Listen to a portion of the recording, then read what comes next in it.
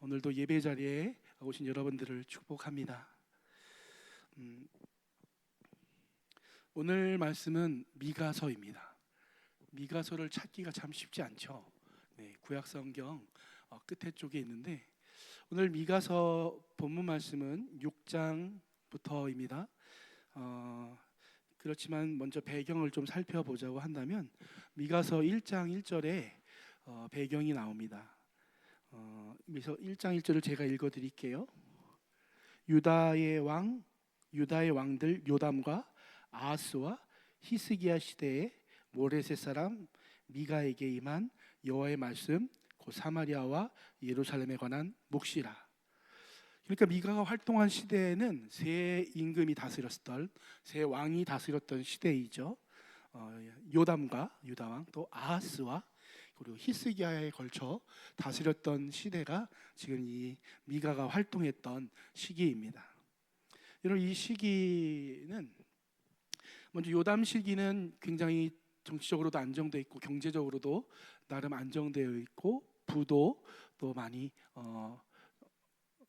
부유함도 갖고 있던 시절이었어요. 그런데 이제 요담의 시대가 지금 아하스 시대가 될 때 이제 아수르라는 나라가 신흥 강국으로 이제 대두되게 됩니다. 아수르가 강력해졌죠. 갑자기 강한 나라가 생긴다는 것은 국제 정세가 혼란해진다는 의미를 가지고 있죠. 그동안 자리를 잡고 있던 정세들이 이 아수르로 말미암아 막 흔들리게 됩니다. 그로 말미암아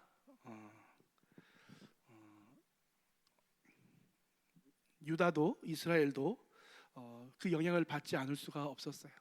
그래서 대표적으로 어떤 일들이 벌어지냐고 하면 하나님을 더 의지하고 하나님을 붙들고 믿음으로 살아야 될 이 나라의 왕들이 그 강한 왕들, 아수르 왕이나 애굽 왕이나 다른 왕들을 더 의지하는 일들이 나타나게 됩니다. 하나님보다 주변 왕들을 더 의지하며 그들의 비위를 맞추는 일들이 일어나게 되는 거죠. 또 아수르가 이렇게 강성해지자 정치적으로도 혼란한 상황이 펼쳐졌고 또 전쟁을 준비해야 하기에 또 세금도 많이 걷어야 되는 상황들이 되었습니다.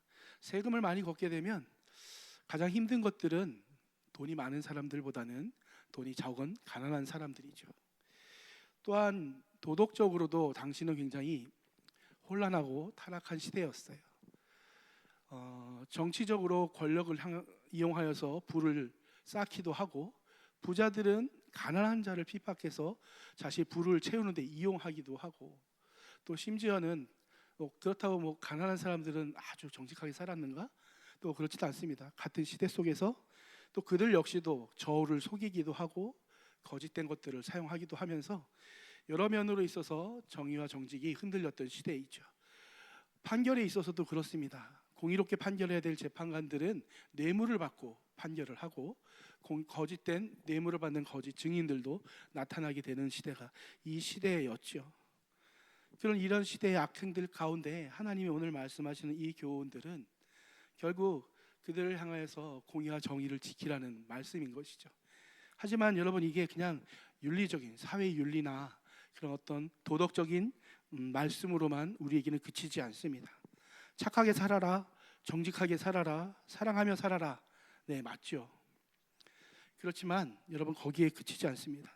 우리가 성경을 볼 때, 우리가 신앙생활할 때 먼저 생각해야 될 것이 있다면 그것은 먼저 관계입니다. 관계. 누구와의 관계일까요? 하나님과의 관계이죠. 왜냐하면 우리의 모든 행동의 근거는 하나님과의 관계로 결정되기 때문이죠.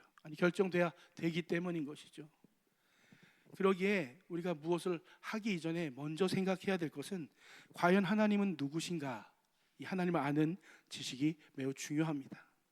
왜냐하면 하나님을 모르는 사람은 당연히 하나님이 원하시는 뜻을 행할 수 없기 때문이죠. 똑같은 일을 한다고 할지라도 여러분, 하나님이 누구신지를 알지 못할 때 우리는 하나님이 참으로 원하시는 바를 행할 수 없게 되는 것입니다. 그래서 호세아 6장에서 아주 유명한 말씀이 있죠. 6장 6절은 나는 인애를 원하고 제사를 원하지 아니하며 번제보다 하나님을 아는 것을 원하노라. 아멘이십니까? 네. 저도 이 말씀 너무너무 좋아하는데 좀 바꿔서 해볼까요? 오늘 우리 식으로요. 하나님은 사랑을 원하고 예배를 원하지 아니하며 헌금보다 하나님 아는 것을 원하노라. 살짝 마음이 조금 불편하지 않으신가요? 왠지 여러분, 그런데 당시 이스라엘 백성에게는 이 말씀이 더 거려껴졌을 거예요. 이것보다 더 강하게 충격적으로 다가왔을 겁니다. 제사를 요청하신 게 누구죠? 하나님이 먼저 요청하신. 번제를 요청하신 게 누구죠? 하나님이 먼저 요청했어요.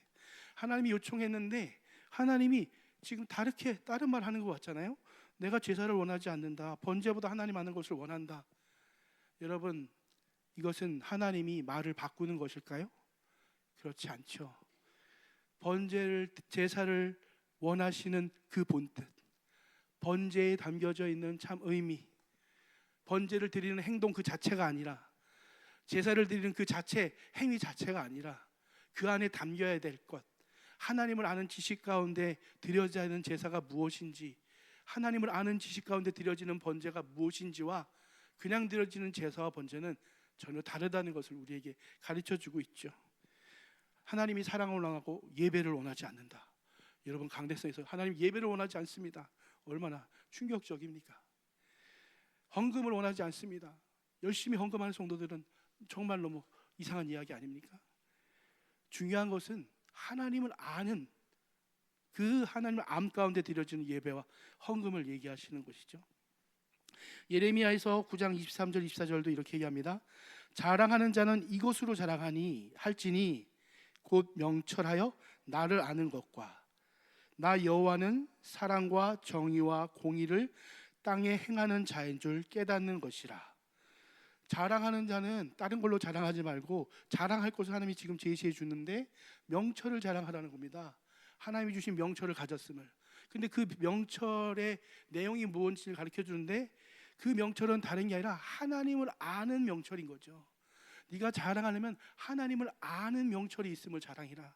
그 하나님을 아는 명철은 무엇입니까?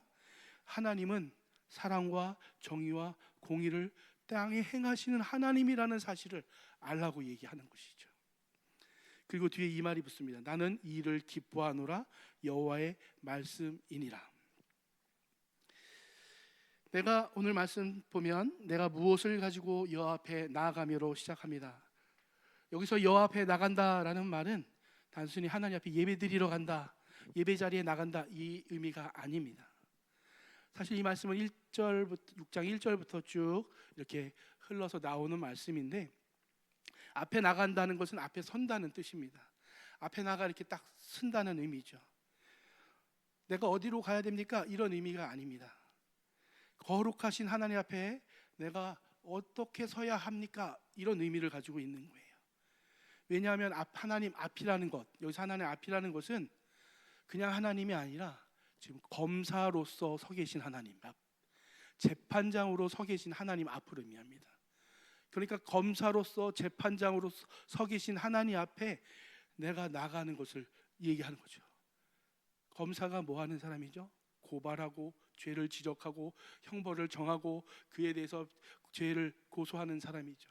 재판장은 무엇하는 사람입니까? 그 죄를 판결하여 그에게 형벌을 정하는 자가 그 바로 재판장이죠. 그 하나님 앞에 나가는 것이죠. 어떻게 나가야 되지? 뭘 가지고 나가야지 이 하나님 앞에 내가 당당히 설 수 있을까? 내 이 하나님 앞에 서는 문제들을 해결할 수 있을까? 이런 의미죠. 미가서 6장 1절과 2절을 제가 표준 세번역 번역으로 읽어드리겠습니다. 주께서 하시는 말씀을 들어라. 너는 일어나, 여기서 너는 선지자를 향해서 하시는 말씀입니다. 너는 일어나 산 앞에서 소송 내용을 샅샅이 밝혀라. 산과 언덕이 내 말을 듣게 하라. 2절입니다. 너희 산들아, 땅을 바치고 있는 견고한 기둥들아, 나 주가 상세히 밝히는 고발을 들어보아라. 나 주의 고소에 귀를 기울여라. 나 주가 내 백성을 상대하여 고소를 제기하였다. 내가 내 백성을 고발하고자 한다. 여러분, 이게 지금 6장 1절과 2절에 나오는 거예요. 그러니까 하나님 앞에 나아가는 것은 지금 하나님이 고발하고 판사로서 심판하는 그 판결 앞에 나아가는 것을 이야기하고 있습니다.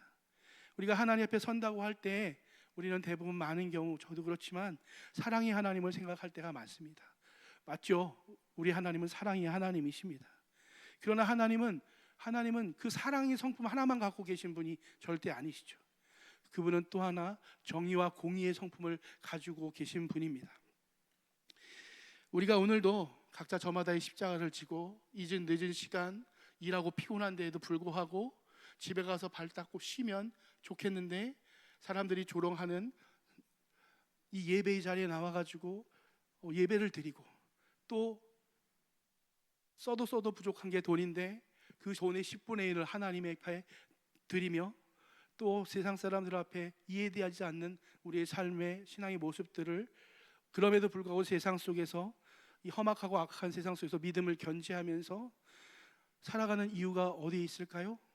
그것은 마침내 우리 주님 다시 오셔서 죄와 사망의 권세를 멸하실 때 우리의 눈물을 닦아주시고 우리가 주를 위해 살았던 이 삶에 하나님께서 의의 면류관으로 다시 갚아주실 공의의 하나님을 믿는 믿음이 있기 때문 아니겠습니까? 공의의 하나님이 우리의 하나님이기에 오늘도 우리는 믿음으로 이 삶을 살아가게 되는 것이죠. 그러기에 내가 무엇을 가지고 여호와 앞에 나가며 라는 말은 한없이 정의로우시고 공의로우신 하나님의 심판대 앞에 어떻게 설 수 있겠느냐라는 외침과 같습니다. 미가가 계속 말합니다. 내가 번제물로 바칠 1년의 송아지를 가지고 가면 됩니까? 부족한 것 같아요. 하나님의 어미한 심판대 앞에 번제물로 바칠 1년의 송아지를 가지고 가면 될까? 아닌 것 같습니다. 다시 이야기합니다. 내가 수천 마리의 양과 수만 마리의 강물과 같이 흐르는 기름을 가지고 하나님 앞에 나아가면 될까? 어미하신 하나님의 심판대 앞에 역시 부족한 것 같습니다. 또 말합니다. 내 허물을 벗겨주시기를 빌며 내 맏아들을 주님께 바쳐야 할까? 내가 지은 죄를 용서받기를 빌며 내 몸의 열매를 주님께 바쳐야 할까? 내 몸의 열매는 자녀를 말하죠. 맏아들은 나의 첫째 아들 장자를 말합니다. 고대 근동사회에서는 이 맏아들이 가지는 의미가 아주 중요했죠. 미래, 상속자, 가문의 이름, 그리고 아들을 드린다는 것은 가장 극단적인 희생을 의미합니다. 그렇다고 지금 미가가 말하는 게 하나님이 아들을 받으셨다, 인신제사를 받으신다, 요청하신다는 얘기가 아닙니다. 지금 내가 소를 가지고 갈지, 천천의 수양과 기름으로 갈지, 아들을 드려야 될지, 이건 다 인간적인 입장에서 지금 하는 이야기들이죠. 하나님 앞에 어떻게 나갈지를 종교적으로 생각하는 겁니다. 얼마나 더 많이 가져가면, 얼마나 더 헌신하면 될까, 얼마를 더 내가 하나님 앞에 하면 될까, 점점 더 크고 더 귀한 것, 점점 늘어가는 것으로 베팅하는 것이죠. 여러분, 하나님께 인신 제사를 드리는 장면이 열왕기에도 나옵니다. 모압 왕이 도망가서 패전해서 도망갔을 때 성벽 위에서 자기 맏아들을 하나 번제로, 어떤 신한테 드렸는지 모르겠지만 우상신이겠죠, 드렸던 장면이 나옵니다. 하나님은 예레미야에서 분명히 그것을 싫어하고, 하나님께서는 싫어하고 미워한다고 말씀하셨어요. 그러니까 여기서 이 아들을 드릴까 이렇게 얘기하는 것들은 하나님과 관계없는 인간의 입장에서 하나님 앞에 나가는 자가 무엇을 가지고 나갈까 생각하는 것이죠. 종교적 거래의 모습을 보여주고 있는 것입니다. 여러분, 근데 다 소용없습니다. 오늘 본문 말씀에서 더 좋은 것, 더 가지고 나갈까 하지만 이것들이 그에게 답이 되지 못하죠. 우리도 가끔 하나님 앞에 거래할 때가 있지 않나요? 하나님 이것만 해주시면 충성하겠습니다. 하나님 이번에 시험만 붙게 해주시면 내가 뭐 하겠습니다. 하나님 나 이렇게 해서 평생 뭐 하겠습니다. 여러분, 하나님은 우리의 거래의 대상이 아닙니다. 다른 신들, 우상들은 신을 달랩니다. 복채를 내고 신을 달래서 복을 타내려고 합니다. 근데 우리 하나님은 그런 거 통하시는 분이 아닙니다. 그런 것이 의미 있는 분이 아니시죠. 그분에게 돈이, 수양의 기름과 피가 무슨 의미가 있겠습니까? 하나님은 그런 종교적 거래가 통하지 않는 분이시죠. 하나님을 모르는 것입니다. 종교적 행위로 해결할 수 없다는 것을 보여줍니다. 헌금 더한다고, 기도 더한다고, 봉사 더한다고, 근식한다고 해결할 수 없다는 것이고, 물론 헌금과 기도와 봉사가 아무것도 아니라는 얘기가 아니에요. 너무 귀하고 중요한 것이죠. 그렇지만 그것이 회개를 대신할 수 없고, 그것이 우리의 구원을 보장해 줄 수 없다는 얘기를 하고 있는 겁니다. 8절은 하나님이 원하시는 것이 무엇인지를 드디어 우리에게 가르쳐 줍니다. 사람아, 주께서 선한 것이 무엇임을 내게 보이셨나니 여호와께서 내게 구하시는 것은 오직 정의를 행하며 인자를 사랑하며 겸손하게 내 하나님과 함께 하는 것이 아니냐. 우리말에서는 동사처럼 이렇게 쓰여졌어요. 오직 정의를 행하며 인자를 사랑하며 겸손하게 내 하나님과 함께 하는 것이 아니냐. 하지만 원어에서는 명사형으로 쓰여졌습니다. 정의를 행하는 것, 인자를 사랑하는 것, 겸손하게 하나님과 함께 하는 것. 왜 이렇게 썼냐면 강조하기 위해서죠. 하나님이 정말 원하시는 것이 무엇인지 아느냐, 내게 구하시는 것이 무엇인지 아느냐. 그것은 정의를 행하는 것, 인자를 사랑하는 것, 겸손하게 하나님과 함께 행하는 것. 이렇게 명사형으로 강조해서 하나님이 원하시는 것을 이야기해주고 있죠. 정의를 행하는 것 먼저 한번 살펴볼까요? 정의는 미슈파트입니다. 미슈파트는 율법을 잘 준행하는 것, 율법에 따라 율법을 지키는 것. 더 나아가서 이 미슈파트는 재판과 관계가 있습니다. 재판을 공의롭고 정직하게 하는 것이 미슈파트이죠. 그리고 이 미슈파트는 거짓되지 않는 마땅히 사람에게 행할 바를 행하는 그 선한 일들을, 그 정의로움을 말하는 것입니다. 그렇지만 또 한편으로 이 정의는 하나님의 성품인가 동시에 하나님의 성품이자 또한 하나님이 당신의 백성에게 요구하시는 성품입니다. 그런데 지금 상황은 어떻죠? 미슈파트가 없어요. 정의를 행하는 것이 보이지 않습니다. 뇌물 받고 재판을 어그러뜨리고 가난한 자를 핍박하고 저울을 속여서 사람들을 속이며 이익을 취합니다. 이런 시대인 거죠. 하나님이 거기서 정의를 행하는 것이라고 얘기하시죠. 이것은 단지 개인적인 정의만이 아니라 사회 전체의 정의도 다 포함합니다. 왜요? 하나님 백성의 안에 있는 하나님의 하나님의 공의를 말하기 때문이죠. 둘째, 인자를 사랑하는 것. 여러분, 여기서 인자는 사람이 아닙니다. 그러니까 사람을 사랑하는 게 아니라 헤세드입니다. 헤세드는 먼저 번 말씀을 새벽 때 나눴었는데 하나님의 언약적인 사랑을 헤세드라고 얘기하죠. 언약적인 사랑은 변하지 않는 사랑을 이야기합니다. 언약적인 사랑은 자격 없는 자에게 주시는 조건 없는 사랑을 이야기합니다. 그러니까 인자를 사랑한다고 이야기하시는 것은 하나님께서 사람을 사랑하는 이야기가 아니라 하나님께서 당신의 백성을 향한 그 언약의 사랑, 한결같은 사랑을 너도 그 사랑을 알고 헤세드를 사랑하는 마음을 갖기를 원한다고 말하는 것이죠. 그러므로 사람을 사랑하는 데 가는 것이죠. 도덕적인 율법에 의해서 사랑하는 게 아니라 오늘 하나님이 지금 요구하시는 것은 단지 사람을 사랑해라가 아니라 하나님의 성품 가운데 하나인 그 헤세드, 또 하나님의 미슈파트, 하나님의 닮아가는 모습을 요구하는 것이죠. 나의 한결같은 같이 너도 한결같음으로 그들을 대해라 라고 얘기하고 있는 것입니다. 이것이 하나님의 성품이며 그의 성품으로 말미암아 자격 없는 이스라엘 백성은 택함을 받았습니다. 구원을 받았습니다. 그러기에 너도 그렇게 하라고 말씀하시는 거죠. 신명기 7장 6절 7절 보니까 이런 말씀이 있어요. 너는 여호와 네 하나님의 성민이라. 이거는 하나님께서 이스라엘 백성을 구원해 주시고 시내산 앞에서 하신 말씀입니다. 네 하나님 여호와께서 지상 만민 중에서 너를 자기 기업의 백성으로 택하셨나니 여호와께서 너를 기뻐하시고 너희를 택하심은 너희가 다른 민족보다 수요가 많기 때문이 아니라 너희는 오히려 모든 민족 중에 가장 적으니라. 무슨 말씀일까요?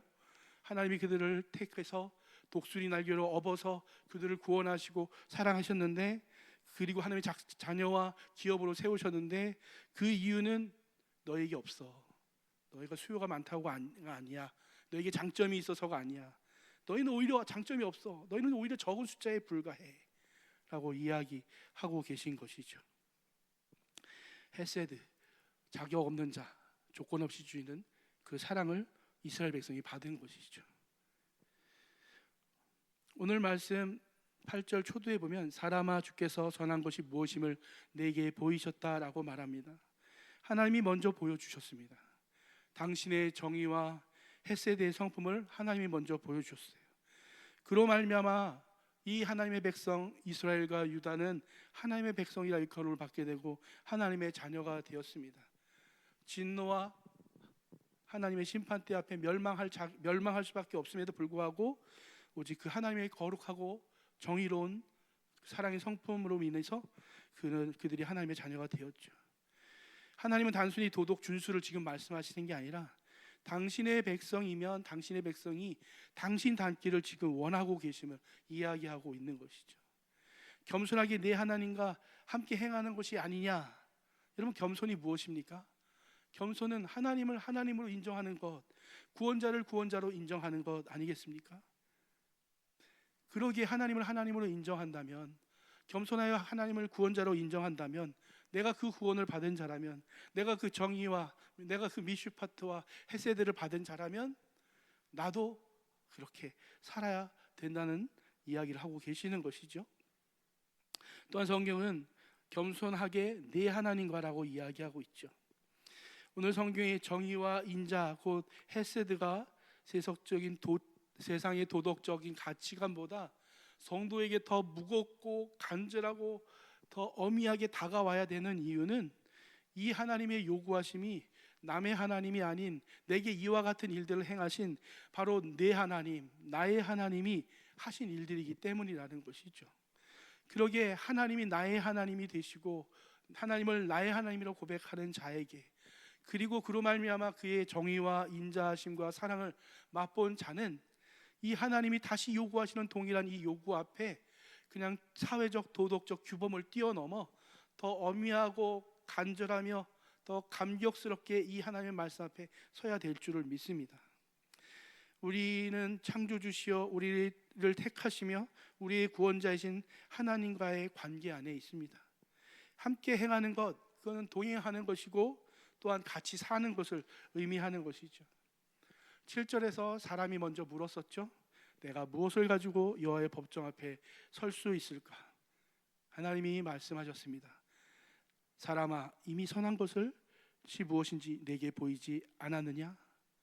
구약의 인간이 하나님께 마다들을 드릴까 생각하고 있을 때 정작 아들을 주신 분은 하나님이십니다. 엄미한 심판대 앞에서 무기력하게 서 있을 수밖에 없는 인생을 위해서 하나님은 자신의 아들을 예수 그리스도를 도리어 우리를 위해 주셨습니다. 그분은 죄악된 세상 가운데 오셔서 하나님의 공의와 정의를 선포하시고 헤세드의 사랑을 실천하시고 마지막까지 그 사랑을 행하시다가 정의와 사랑을 행하시다가 겸비한 어린 양과 같이 십자가에서 우리를 위해 대신 죽임을 당하셨습니다. 우리는 이제 하나님이 누구신지 압니다. 이런 하나님 앞에 무엇을 가지고 나가야 될까요? 물질적인 거, 나의 수고, 나의 어떤 내가 가지고 있는 소유물들, 하나님 앞에 은혜뿐이라는 사실들을 기억할 뿐입니다. 이제 우리는 그러면 어떻게 살아야 할까요? 이제는 to do 먼저 하는 것보다 먼저 to be 되어야 합니다. 하나님을 닮는 자가 되어야 합니다. 하나님의 정의와 하나님의 헤세드를 닮는 저와 여러분이 되기를 원합니다. 하나님의 말씀이 나의 성품이 되어야 합니다. 가난하고 헐벗고 추한 나를 불쌍히 여겨서 하나님 자녀 삼아주신 그 하나님의 마음이 내 주위에 가난하고 헐벗는 사람을 볼 때 똑같이 주님의 마음으로 동하는 마음이 있어야 될 줄을 믿습니다. 예루살렘의 멸망을 보시고 눈물 흘리셨던 그 예수님의 마음이 오늘 불신자들을 바라보는 저와 여러분의 마음이 되어야 될 줄을 믿습니다. 무엇이 과연 하나님께 영광이 될까요? 많은 사람들의 박수 소리와 찬양의 소리일까요? 그럴 수도 있겠죠.